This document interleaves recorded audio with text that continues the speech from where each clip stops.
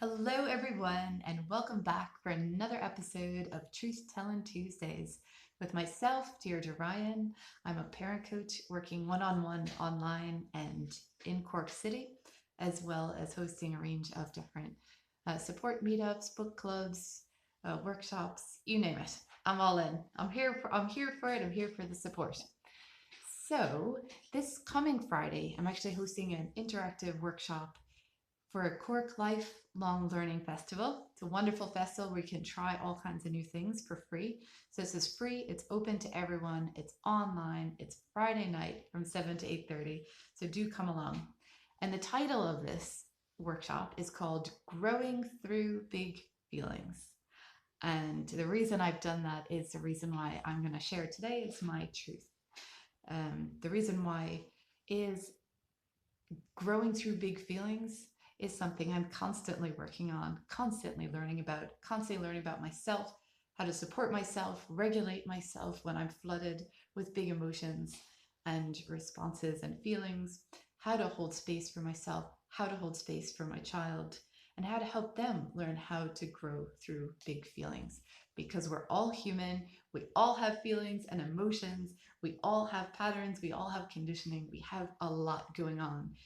So it's near and dear to my heart. So my truth on that, other than the fact that I'm constantly working on it, which is important and necessary, and also wonderful and exciting, I have to say, even on the days when it's really hard and challenging, because it brings me to a new place.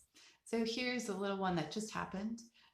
My child is now 13. This probably when they were around 6 or 7, they went and would stay with their dad, and they found that very challenging. And I used to tell a lot of stories. I still work with kids and stories, so I used to make up little stories about these little characters, and we would tell them all the time at home. And then we would tell them when my child went to their dad's house, on the phone. Now, the reason it came up was we just happened to be looking at the little characters, the little soft animals we have at home that kind of inspired the stories in the first place. And unexpectedly, my child started to tell me a story that, yeah, like, oh yeah, we used to tell those stories and that's great, but it was really hard for them when I didn't answer the phone in those times. Right. So in that moment, I was like, oh, like flooded with, fear that I did the wrong thing. I didn't answer the phone, fear and shame and guilt that I wasn't 100% there all the time. And after my child said that, I went into that response, and I think I gave what was probably a fight response. I started to explain, not angrily or anything like that. I'm like, oh yeah, when I couldn't always be on the phone, or I had to take time for myself, or I really went into that, and then the conversation ended. So of course that night I reflected on that, and I realized exactly that. Like, I'd gone into my own fear response.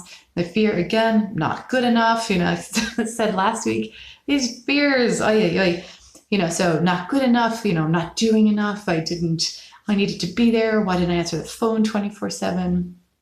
And right, so all that happened. I was hijacked by that. I made the whole thing about me, and the conversation ended, I want to say, quite naturally. So the next day I did talk to Clara and say, look, this is what happened, and I need a do-over. I think asking kids for a do-over is the best thing. I do it all the time. And teach them then to ask for a do-over in those moments. I saw we don't use a visual signal. We did try because someone had suggested it on one of the millions of workshops I've been to, and they did like a little, so if something's going wrong in the moment, or maybe someone's yelled, they would do the little signal, and it would just be a do-over, and nobody is shamed. It's just, we're human. We all need do-overs, that's okay. So anyway, I asked for a do-over, and I said, say that, tell me again, what you had said. So Clara started the story again. And I said, oh, wow, what did that feel like for you when I couldn't answer the phone?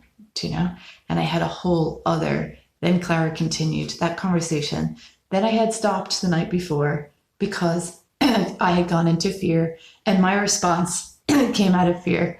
Listen, you can hear it in my voice. It's catching me now.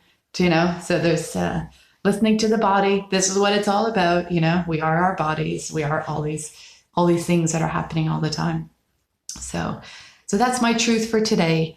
And just know that with so much love and compassion for myself, for each moment, and in each moment. So even going into that response, I was then able to reflect, come back the very next day, share that learning, because Clara is also a human and will also experience all kinds of reactions in their own body. So that's okay. Just know it's okay.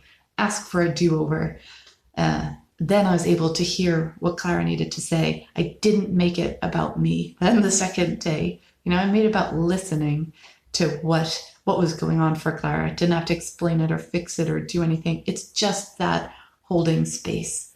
But in order to hold space, we need to feel okay in ourselves, be able to regulate ourselves, right? And be able to provide that space. It's not always easy, but it is always amazing. I can tell you that from many, many, many, many, many experiences, right? So that's my truth for today.